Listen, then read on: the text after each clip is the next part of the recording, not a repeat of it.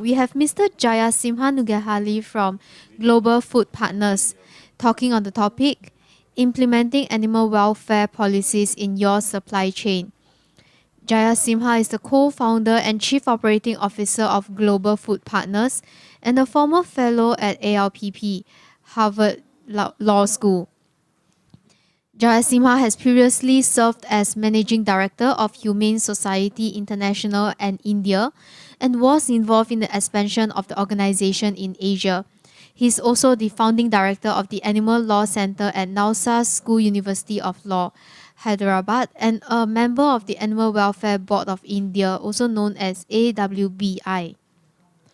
Jayasimha has closely worked with various ministries of the Government of India, Vietnam, Sri Lanka, Bhutan, Bangladesh, Nepal, where his roles have entailed drafting new legislation and codes and reviewing the existing ones to incorporate animal welfare measures for food and agricultural standards. He has also worked on bringing in animal welfare into the Indian leather supply chain and has represented animals before various courts in India. On top of that, Jayasimha has also conducted multiple training programs for judges, police officers, and prosecutors on animal laws in India and has taught animal laws in top law schools across India. So, without further ado, let us welcome Jayasimha. Jayasimha, please. Thank you so much for having me here, and it's a pleasure to speak.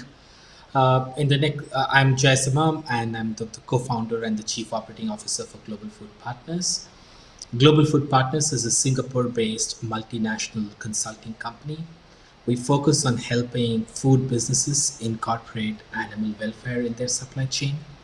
We work through the entire process, beginning with helping formulate an animal welfare policy. In cases where an animal welfare policy already exists, if it's a multinational chain, we help localize that particular animal welfare policy for different regions. We also conduct an audit or an assessment of the current supply chain, help develop a roadmap, implement animal welfare, and most importantly, report the progress of animal welfare to different stakeholders. And today I'm going to talk about how we can make impact happen and looking at cage-free egg production in Asia and how we could accelerate this cage-free egg production overall. What sets Global Food Partners apart is we work on both ends of the supply chain. On one end, while we work with food and hospitality businesses to help develop and incorporate and implement animal welfare policies, we also work with on-farm partners, with producers, and help build capacity with them. We have a training center that's being established in Indonesia and China to build capacity and empower producers to shift to high welfare cage-free egg production. That's the overall background, and we'll kind of see how we can make impact happen through and accelerate cage-free egg production in the region. Through the presentation today for the first maybe 20 minutes, and we can maybe take the last 10 minutes to take question and answers. We'll see what the current difficulties in implementing cage-free egg commitment in Asia is. We'll look at the solution, that's impact incentives for cage-free eggs, and we could have a discussion or questions at the end of this particular presentation. Let's kind of look at what the challenges are with implementation. And the first big challenge that we see is low quantities of cage-free egg production. Even though Asia overall contributes to a vast majority of the eggs produced in the world, a large chunk of them, especially in the commercial egg production, are confined in battery cages and are hence confined in battery cages. And cage-free egg production, when it comes to the commercial supply chain, is pretty small. And the low quantities in itself, because the economics of scale does not work in favor of cage-free egg producers, creates challenges. The next challenge is that food businesses overall have no leverage as far as the production is concerned. A big majority of consumption, depending on different countries, is in wet markets where people buy cage-free eggs in an open market. People buy eggs in an open market, and there is not necessarily a organized supply chain. So food businesses overall do not have a leverage to push for the change to happen within the industry. There's also a challenge with relation to sourcing and product identity. Many a times, because of intermediaries, middlemen, the product changes hands from one place to the other.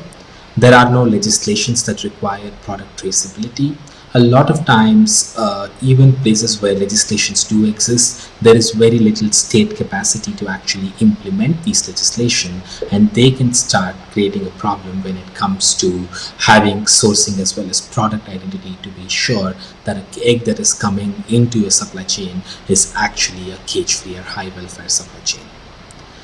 The ideal supply chain that we would all aspire to is an identity preserved supply chain where the eggs can be traced back from to one particular certified cage-free farm.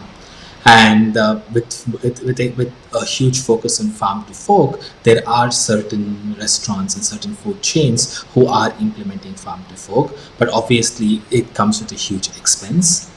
The second option that exists is where eggs can be tracked back to several cage-free egg producers. So, in fact, I think there's some problem with the PowerPoint. The lines are not showing in this. But what ends up happening in this supply chain is that there are multiple cage-free egg producers, and these multiple cage-free egg producers have one particular distributor. The eggs reach one particular distribution channel, and from there reach a particular food business. And this is at least where we would like to reach. By end of 2025 or end of 2027, depending on what the companies are, where the commitments come into fruition, we would want that food businesses are able to source cage-free eggs and be sure that the eggs that they're consuming is cage-free eggs. But to leap from a complete caged egg consumption to a segregated supply chain, or in fact even an identity preserved supply chain, is a giant leap. And what we are really offering as a solution is the many steps in between what can be done by the players within the supply chain to reach the aspirational identity preserved supply chain, or at least meet the goal of product segregation supply chain. So what are the challenges as to why can't a food business immediately just implement them? There's a challenge in relation to transportation cost and lack of infrastructure. The transportation cost increases when the quantities are really low, especially if the identity has to be maintained. This is India, for example. The places where you see hens are places where cage-free egg production exists, and whereas the consumption happens across the country, just the cost of transportation of moving these cage-free eggs from one particular place to the other ends up being pretty expensive, and many a times there aren't even infrastructure of a cold supply chain or to maintain that the food quality of the egg doesn't get rotten during the transportation, especially in high temperature tropical conditions. It's a similar story in Vietnam, and I could potentially show many countries in the region, and the same narration kind of repeats itself, where you have a handful of cage-free producers, whereas who have to supply their eggs to the vast lengths of the country. In Vietnam, the one cage-free egg producer is in the south central part of Vietnam, whereas the consumption is in Ho Chi Minh City, Hanoi, and Da Nang, where again the eggs have to travel the absolute lengths of the country to reach the different properties, and that can end up being expensive, and the lack of infrastructure will only increases the problem. From the producer side, one of the big issues that exists is that there is really no retail market for cage-free eggs. So if a producer is setting up a cage-free farm, and for whatever reason the supplier or the buyer of these eggs cancels an order. Now let's say a COVID-19 is a good situation, the hotel chain is shut down, there's really no demand, and they say, well, we don't want to buy these cage-free eggs. There is really no retail market for cage-free eggs in many of these countries, and that becomes a problem because there is no other place where the cage-free producer can immediately shift their production and shift their sale, and that ends up being a huge risk when it comes to the cage-free egg producer. There's another problem with relation to seasonal consumption and inconsistent demand.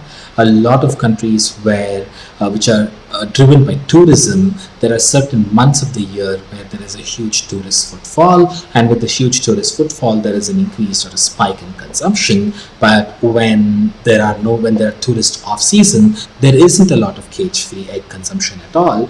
But from the farmer's point of view, they have cage-free eggs being produced through the year. So there isn't a button to say, well, the egg-laying hens can start laying eggs now, and when the seasonal consumption stops, to say, okay, stop laying eggs. And that just doesn't happen. So the birds continue to lay eggs. There's a seasonal consumption and inconsistent demand. So the producer ends up having a lot of these eggs, which they only can sell during one limited period, and the remaining time they have to sell it within the local market. And we saw earlier that there is really no local market for retail eggs, for cage-free eggs, and overall this makes cage-free eggs to become really expensive. So the other point from the producer's point of view as well as the food business's point of view is disease and flock health. When there isn't a lot of competition within the market, because cage-free eggs is an emerging issue and is pretty nascent within the market itself, what happens is if there is a flock health issue or a disease outbreak on any farm, then and if those birds have to be culled for whatever reason, then the food businesses are not left with a credible source where they can source eggs. And from the food businesses point of view, we realize that the continuity becomes extremely important, that there is a continuous flow of eggs, certain flow of eggs, and that when there is really not a huge competition within the market, just a handful of producers, then disease and flock health becomes a huge issue which can create uncertainty within the supply chain itself. Now, with all these problems, with limited competition, extremely high cost for transportation in itself, or the economics of scale not working in favor of the cage-free egg producers, the overall price becomes extremely high. Even though the price is really high, it doesn't necessarily mean that all the money that the food business is actually paying, which is premium, reaches to the hands of the producer. The overall aim for any agribusiness supply chain is that the maximum amount of money or that is paid actually reaches to the hands of producer from two ends of the supply chain. However, we see that there are like a lot of intermediaries within the supply chain, and these intermediaries overall end up eating into the profits of the farmer. So when it comes to the food business's books, it seems like the food business is paying a lot of money, but when it comes to the farm gate itself, the farmer is not getting compensated adequately for actually implementing animal welfare within their supply chain. So when you really look at it from the producer's point of view, there is a challenge that the producer has to meet. The producer's challenge is that how do they meet the long-term animal welfare goals while being able to compete effectively with other market participants, and also not having retail market as an issue there. As far as the challenge for the food business is concerned, how does one implement the CSR policy, animal welfare policy, where there is not necessarily an availability, or even in places where there are availability, the scale of cage-free egg production is very low. With all the supply chain complexities with middlemen being involved, how do you kind of ensure that there is the maximum benefit is provided to the farmers? The cost of cage-free eggs being extremely high, and especially in a market that is pretty price sensitive, there is a hesitancy to pass the cost on to the hands of the consumer. And if the consumer is not necessarily, as in is willing to pay a little bit high but not very high price, then how does one kind of deal with that particular situation? And of course, lack of certification becomes a bit of a problem, because while the governments or the state does not mandate as to what cage-free is, or even maintaining traceability within the food businesses are not necessarily sure that what they're consuming is actually what is being claimed by different producers. And that's where the solution really comes. The solution is the impact incentives for cage-free eggs. How does this work? Before we really dwell deep into it, we'll introduce two players within the supply chain. On one end is the egg producers themselves, who are an extremely important player in the supply chain. And the second end is food businesses, who also are extremely important. So there are two very, very important players at two absolute ends of the supply chain. The ideal situation for the food producer or for the farmer is that somebody comes, takes the eggs away from them, and the money reaches to the hands of the producer. The producer does not necessarily want to be involved in anything beyond what's happening on the farm gate itself. The ideal situation for food businesses, again, and I'm sorry that there's some problem with Informa Connect platform that these arrows are not showing. The ideal situation for food businesses is that the food business pays money and they get cage-free eggs or caged eggs into their particular supply chain, or basically that's the ideal situation. And for food businesses who have commitments, they would just want money to be paid and cage-free eggs being reached into their supply chain without dealing with all the uncertainties that exist in dealing with the supply chain. And that's where impact incentives come in. And in a nutshell, this is inspired from the RSPO's palm oil supply chain, or let's say even electricity, where we talk about net carbon neutral, right? So when we want to have electricity that is from a renewable source of energy, when we call up the grid and say we need renewable source of energy, it isn't like the grid is actually drawing a special line just into our properties to say, well, this electricity that we are using to run an air conditioning comes from a renewable source. What the grid really does is supplies normal electricity, but for the total number of units that you are buying renewable energy, they just buy a certificate to offset it. Similarly, in palm oil, this happened where companies started to buy RSPO credits to start the whole process of conversion between segregated palm oil, so the conversion to segregated palm oil from an uncertified palm oil chain. Taking the same leaf for here, what happens is a food business needs a certain quantity of cage-free eggs for the supply chain. The food business initially just continues to buy caged eggs for the supply chain. Nothing really changes within the supply chain at all. The food businesses then buys certificate for their entire supply chain. Typically, the cost of the certificate ends up being the difference of cost of egg production, that is caged egg production, versus cage-free egg production on the farm gate itself, and this certificate is authenticated and verified by a cage-free system.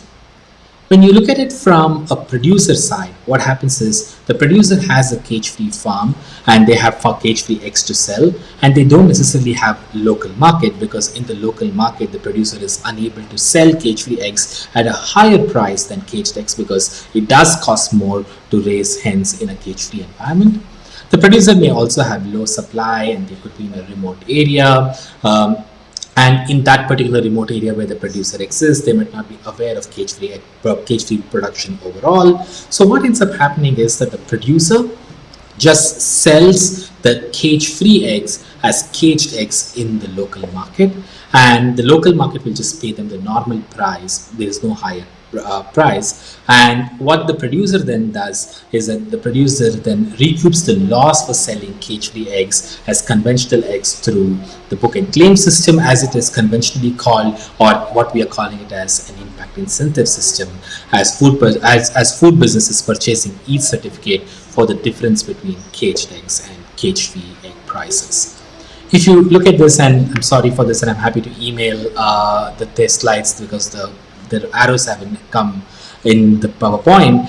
How the impact incentives work is, if you look at this pictorially, at one end you have the cage-free egg producer, on the other end you have caged egg producer. They both just sell in the open market at the same rate. So the cage-free egg producer, when they sell eggs into the market, the cage-free egg loses the identity of cage-free eggs overall. And for the total quantity of cage-free eggs that they produce, they're given a certificate. The certificate is overall traded. The food businesses continues to buy conventional eggs with no difference at all, and just offsets the total number of cage-free eggs that they need to buy because of buying caged eggs by buying a certificate or an impact incentive on the platform. Now, there are multiple scenarios in which this could work. The scenario one could be that there could be a particular market where a food business is actually able to source identity preserved cage free eggs, and that's completely all right, and that's where we would ideally want all of us to be. But there could also be a scenario two, that there are markets where food businesses are able to source segregated cage free eggs. However, there could be certain markets where currently there are no, the food business cannot buy 100% of their egg consumption that is required through either a segregated or an identity preserved platform. In that particular sense, what could happen is the food business can continue to buy cage free eggs where it's available and make up the deficit by buying credits. It could also end up happening that there is a market where the cage-free eggs overall as a system are so new that the food businesses don't have access to cage-free eggs at all, and those places they can just start buying credits. Now, do we just want them to always buy credits? Obviously not. What this system provides is offers a path forward.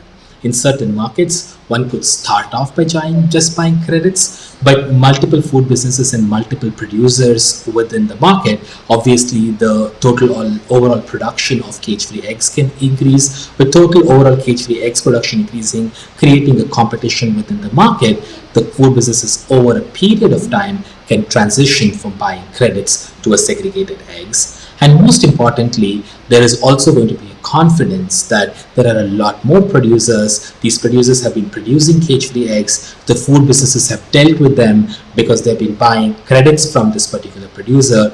And also from the producer's side, there is a bit of a confidence that the food business will continue to buy cage-free eggs from them. So overall, in the credit helps build the trust between the buyer as well as the seller, and then the food business has a path forward that over a period of time they can move from buying credits to a segregated and maybe in the future to an identity preserved supply chain.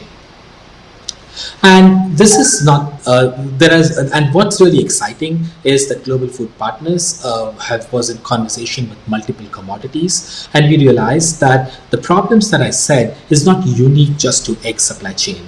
Obviously, it was a problem that existed within the palm oil supply chain that RSPOs tried to solve with RSPO credits, and the same thing existed with soy as well. However, there are a lot of other commodities, and there is an impact alliance that is formed.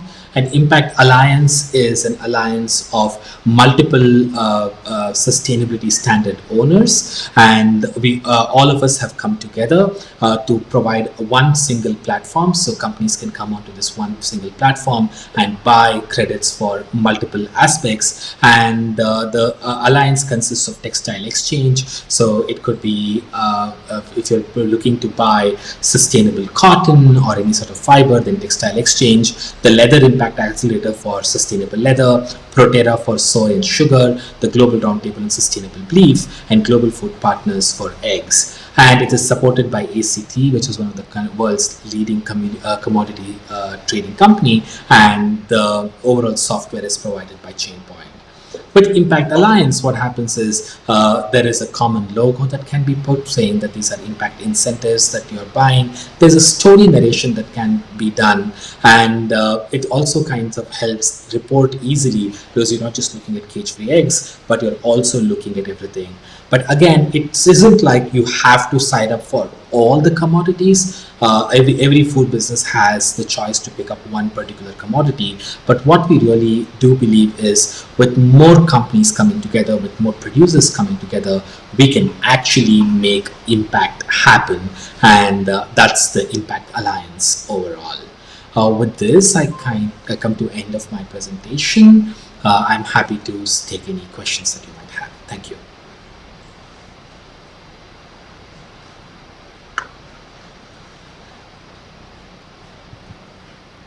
Thanks, Jayasimha, for your presentation. So there are a couple of questions coming from the floor, so we'll move on to Q&A. Let me just put it out on the screen for everyone view. All right, so the most upvoted question, how do you address concerns surrounding the challenges faced by less developed countries without cage-free egg production? Space tends to be a constraint, so the option is always industrial agriculture. Any views or comments about this, Jasimha? Sure. So the modern cage-free festival, I think there's an issue with relation to visualization. When we talk about cage-free eggs, a lot of time we visualize going back to the 70s, where there were traditional deep litter system, where the housing of the number of birds was very low, and it would seem like, well, in Asia, the land is a bit of a problem, and one is not able to house the same number of birds. So is it even practical to go cage-free? And what's really important to know is with the increase in technology and design, there are modern cage-free housing technologies which house almost the same number of birds as a traditional battery cage would house. So as far as the challenge that is concerned with relation to space, that can be mitigated with modern cage-free technology. However, we also understand that one cannot just import a technology from Europe into Asia and say, well, this is a modern cage-free technology and it will work in Asia. And what Global Food Partners specializes is localization overall, understanding that different demographics have different requirements and each one of them have different things. For example, there could be a country where labor is really cheap, so there might not be either, as in having a fully autonomous automatic system might not fit very well within, let's say, the socio-economic or the cultural relevance of agribusiness overall. But however, there could also be certain countries where labor is extremely difficult to get and it's best to go towards an automated system. So we understand all of these. So the training centers that Global Food Partners is establishing, one in Indonesia and one in China, what we are doing is helping design and come up with some of these aspects where the farm producers are able to house almost the same number of birds in a particular shed so that the space is utilized, of course, without compromising animal welfare. Thanks, Jayasimha. So I believe everyone will have this question in mind. So thank you for actually sharing your thoughts on this particular question. So there's one coming up. Do you see the possibility of working with aid organizations or NGOs to handle the challenges you have highlighted in your PowerPoint? Such an example like lack of infrastructure. Jayasimha? Sure. The Global believes in multi-stakeholder engagement. The most important word in Global Food Partners is partnership in itself, and partnership with multiple stakeholders. They could be producers, governments, buyers, as well as extremely important stakeholders within the development sectors itself. And if you see the partnership that we have within the Impact Alliance itself, we are also looking at how we could have cross-commodity partnerships as well, because there's a lot of similar problems that is not just faced by eggs, but there are similar problems faced by leather or beef supply chains, and we want to kind of work together. And there's a huge possibility. And one of the key things that's also been that for a longest period of time, the development aid work that has happened has kind of taken into the consideration that somehow availability is equivalent to security. And we've now realized that availability does not equal security overall. And there is just even a concept that even within development finance, there has to be animal welfare. And we're also seeing the same sort of animal welfare aspects in financing in the PE as well as traditional credit works as well. Now, be it IFC, the commercial arm of World Bank has an animal welfare policy. Multiple banks, including banks such as DBS, have animal welfare policies that are being written out. So to us, the partnerships is extremely important. I can't repeat enough that at Global Food Partners, partnership is the bedrock of everything that we do, and we would be very excited to work with NGOs to handle some of these challenges.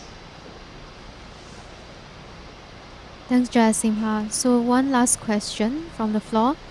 How long, approximately how long do you see the impact incentives being put forward until we can remove it and let competition takes its place in determining the market price? So I think there's not one answer to that question. It depends from markets to markets. It also depends on the number of food businesses who get online for this. The more the volumes come in, the more volumes of credits or impact incentives being purchased. That will obviously increase more competition within the market itself. But if I were to say, all things being equal, once within a span of 4 to 5 years, and hence we want to start this now, and food businesses who are listening to this can start working with us now, because most commitments kick in either in 2025 or 2027, and that gives a 5 years run up to actually build an impact incentive platform. And the most important aspect on impact incentives from the food businesses point of view is the story narration, that extremely strong story to tell, that how food businesses are not only just making animal welfare commitments, but are partnering to make that particular impact and change happen on the ground. And Global Food Partners and the Impact Incentives and the Impact Alliance can work with food businesses to start generating the story and the narrative, so that multiple stakeholders know that this is the change that's being fueled or thing. So I'm pretty confident that food businesses who have a commitment by end of 2025 to go 100% cage free, if they were to start working now, we could comfortably ensure that these commitments are actually met. Thanks, Jarasimha. Okay, so there's another one more question that just only recently coming from the floor. So, when do you think is the Sure. tipping point for the market to adopt cage-free eggs, considering the biggest obstacle is cost? I think the tipping point comes with relation to production itself, and there could be different. I think again, each market is going to be very different, and if you maybe reach out to us, we can kind of give you a statistical analysis of different markets as to what the tipping point is going to come.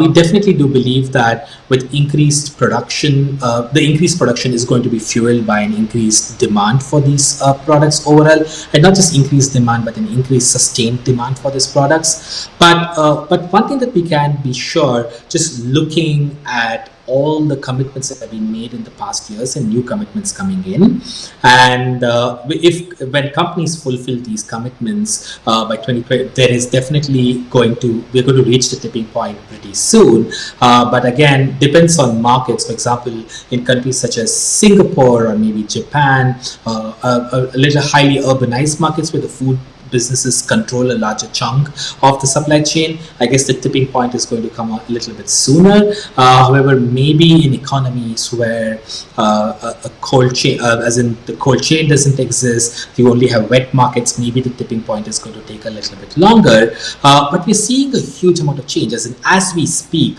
the Department of Livestock in Thailand is drawing up regulations as to what cage-free is. As we speak, there are multiple Asian companies who are having extremely strong animal welfare points. And I guess one thing that's coming out really clear with COVID and others, that it isn't that even the traditional consumers of the global south are now curious as to where their food is coming from, are looking for a narration overall.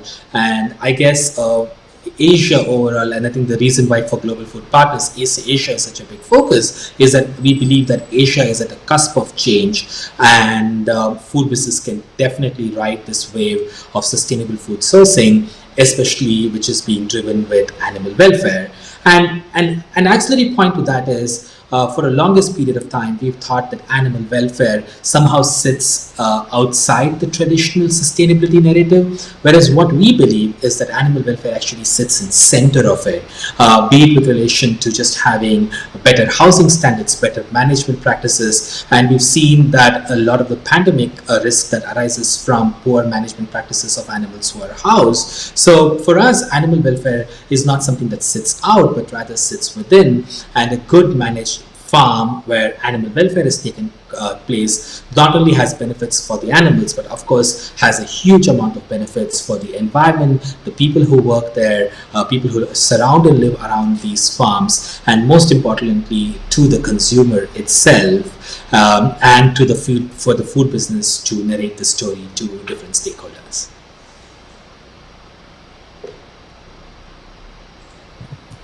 Thanks, Jasimha. So I think these are the questions that come from the floor. Of course, everyone, if you all still have any questions for Jasimha, please feel free to actually engage Jasimha or Umbrella at the networking lobby.